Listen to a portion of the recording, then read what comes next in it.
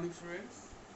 So today I am going to start another unit for you, that is your excretion of drugs. So it is when we discuss about excretion of drugs, so it is a system, it is a process by which the drugs will be removed from the body. That means the drugs will be completely come out from the body, so the concentration of drug will decrease. So this process will start after the metabolism process.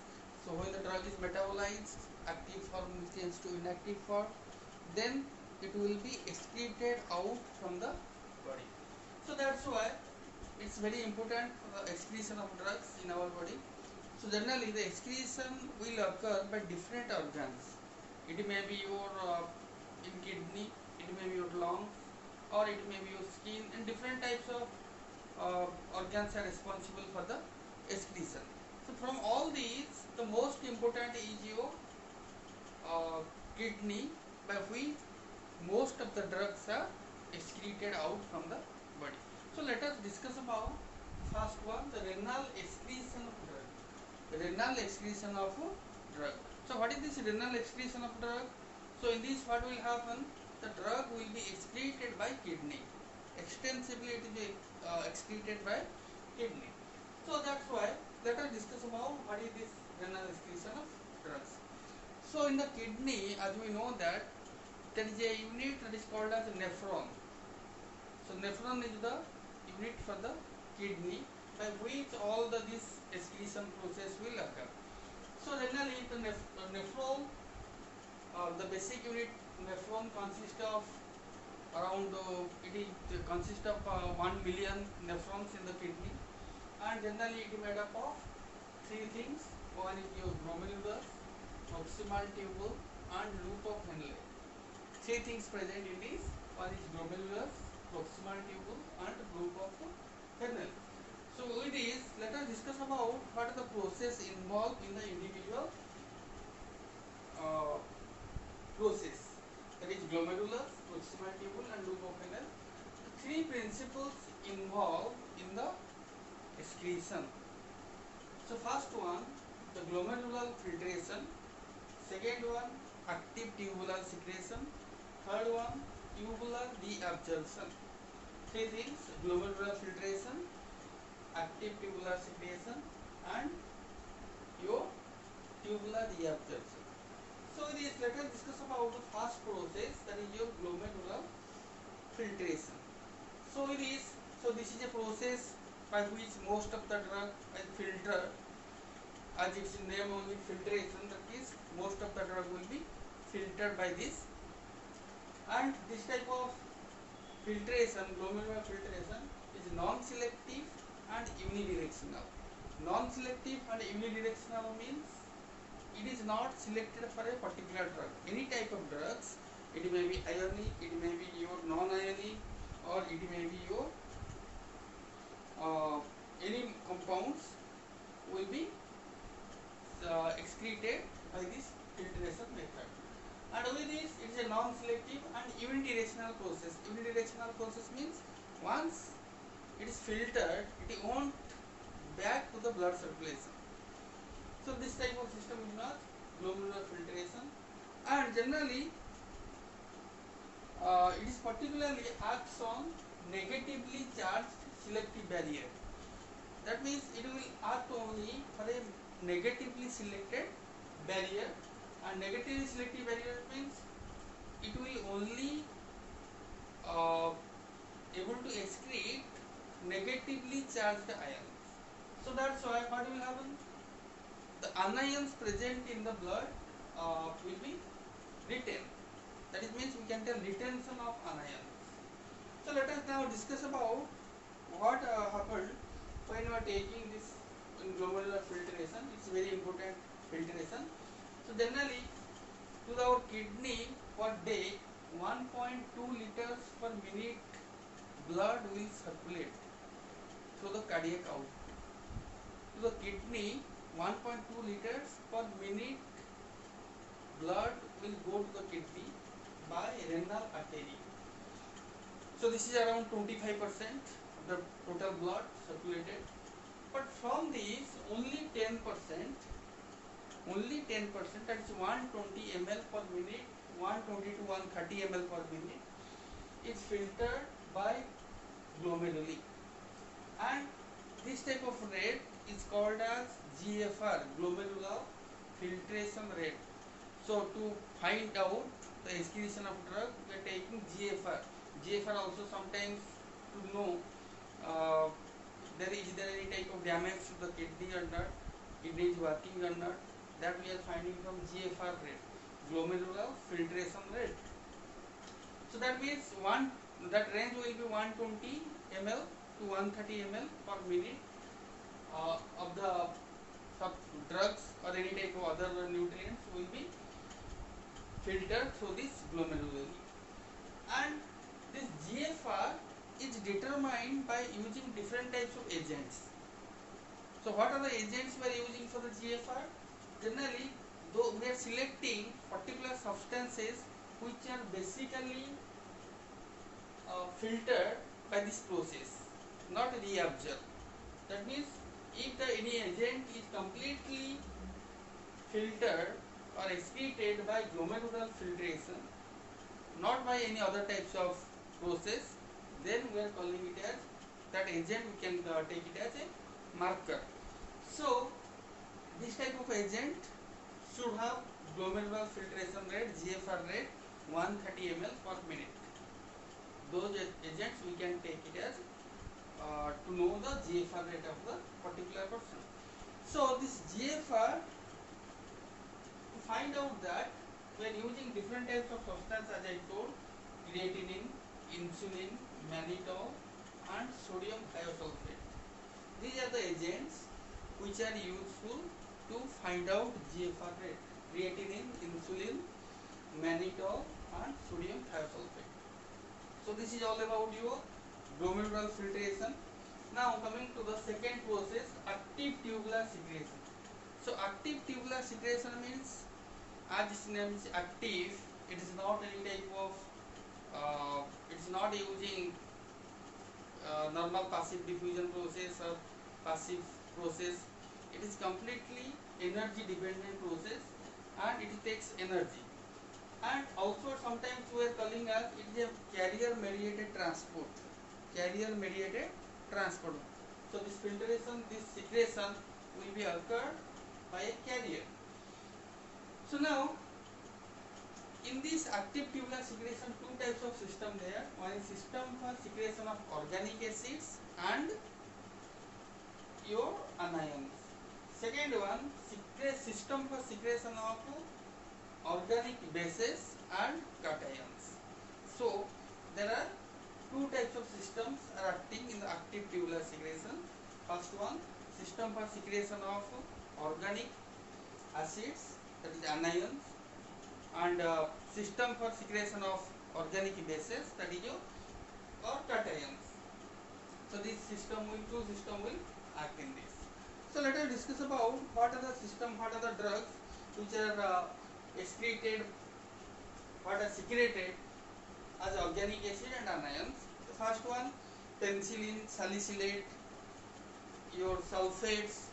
So these type of drugs are secreted from this first secretion process. And second one, for the organic bases and cations like morphine, hexamethonium, endogenous amines. So endogenous amines means your choline, histamine, this type of substances will be excreted by this secretion of organic bases and cations. Now if you try to see, both the systems are non-selective, this is also non-selective and independent of each other. Independent of each other means both will work in different way and for different drugs. So generally active secretion is unaffected by the pH. That means any type of pH or protein binding, whatever will be, it will be unaffected by this type of process. That means the process will act without any deviation. If any type of your pH is there, protein binding of drugs there, then also this process will work. this will also indicate how the drug is going to secretion or not, active secretion or not. That also we can find out by the GFR rate. How? Then GFR rate, suppose one drug is more than 130. So normal 130 means it is completely by glomerular filtration. If it is more than 130, that means some other process is acting. For example, penicillin is 500 ml per minute. Penicillin GFR is 500 ml per minute. So how it is 500? Because maximum, the normal value is 130 ml per minute, but penicillin is showing 500 ml per minute. That means it is going through some other process.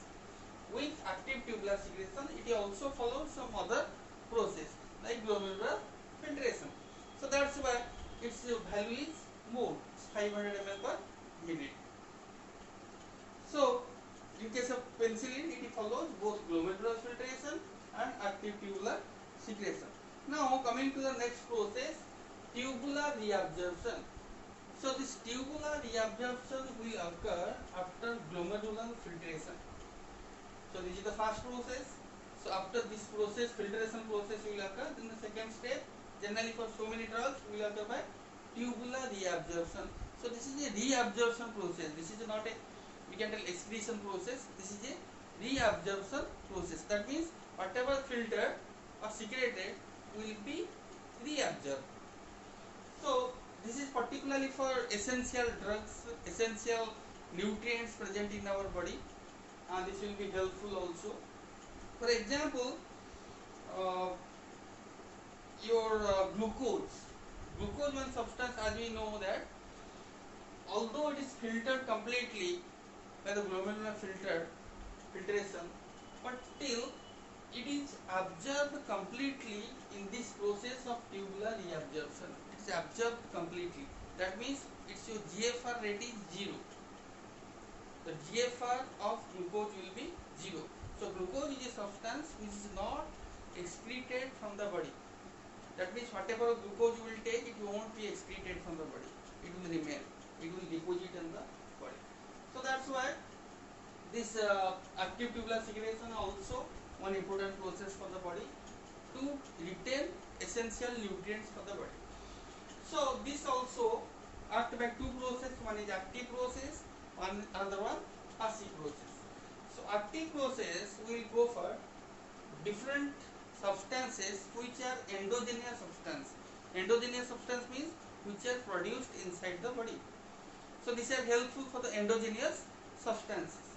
For example, electrolytes, glucose, your histamines, different types of vitamins, amino acids, uric acid. So these are all reabsorbed, and one of the drug only seen it is actively, it is reabsorbed actively, that is oxopurinol. The drug name is oxopurinol, which is reabsorbed by this active process. Otherwise all are endogenous substances like your amino acids, vitamins, your glucose, different electrolytes. So uric acid also sometimes absorbed. So that's why to stop uric acid absorption, we are taking different types of agents like uricosuric agents. Uricosuric agent means it will inhibit the process of reabsorption of uric acids. Now coming to the passive process, passive tubular reabsorption we can tell. This we can tell passive tubular reabsorption.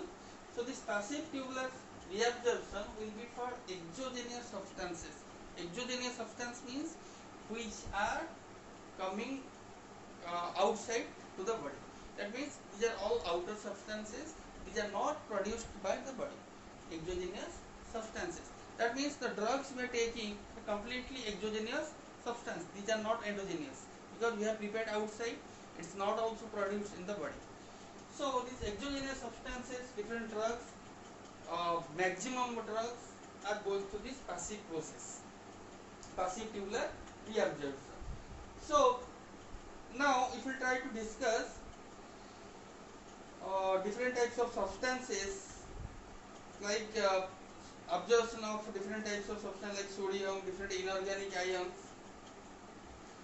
So if the drug will be not secreted or not reabsorbed. Suppose we will take one example. If a drug is not secreted or reabsorbed, then its concentration in blood will increase by 100 times. So in body, the drug concentration will be maintained due to this different process, like excretion will occur, when absorption will occur, simultaneously metabolism and excretion process will occur. So in the body it will be maintained, the drug concentration will be maintained. If it will stop, if excretion of the drug will stop, what will happen? The drug will deposit in the blood circulation, it will bind in the plasma, it will stay there, and the drug concentration will increase. If the concentration will increase, then what will happen? It will cross the MEC, also sometimes it will cross the maximum safety concentration, and it will give the toxic effect. So that's why it's very important for us. So generally this process is completely dependent on lipophilicity of the drug. If drug is more lipophilic in nature, then it is completely absorbed by this passive tubular reabsorption. So some of the other factors also there, like urine pH, pK of the drug, and also urine flow rate. These will also affect your tubular reabsorption. So in the next class, so this is all about your renal excretion of drugs. The next class we will discuss about factors affecting renal excretion of